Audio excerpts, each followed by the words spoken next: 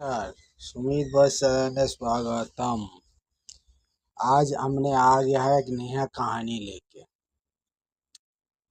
যেটার নাম হলো লাহিড়ী বাবার আশ্রম।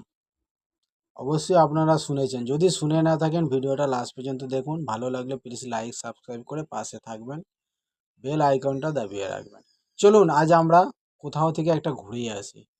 আমি বলবো এক আশ্রমের কথা। সেই আশ্রমটার নাম হলো, যেটা হুগলি জেলার বান্ডেলের মধ্যে রাজহাটে অবস্থিত লাহিড়ী বাবার আশ্রম। যোগীরাজ শ্যামাচন্দ্র স্মৃতিতে নির্মিত একটি শান্তিপূর্ণ স্থান। এটি কলকাতার অদূরে একটি জনপ্রিয় পর্যটন কেন্দ্র, যা ঘন সবুজে ঘেরা। তারই পাশাপাশি জলের উপরে অবস্থিত একটি অপূর্ব মন্দির, তাই এখানে মানসিক শান্তির জন্য একটা উপযুক্ত স্থান। এছাড়াও শিব, বিষ্ণু, কৃষ্ণ, রাম, দুর্গা, লক্ষ্মী ও ব্রহ্মার স্থানও রয়েছে। এই স্থানে যা এই আশ্রমকে এক মনোমুগ্ধ করে রেখেছে। আর সন্ধ্যের সময় আলোর ঝলকে এই স্থানটি আরও মধুর পবিত্র হয়ে যায়।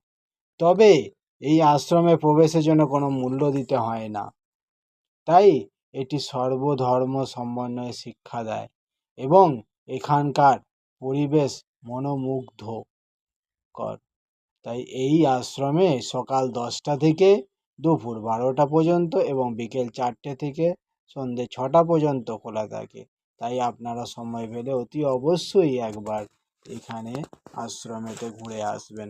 ধন্যবাদ।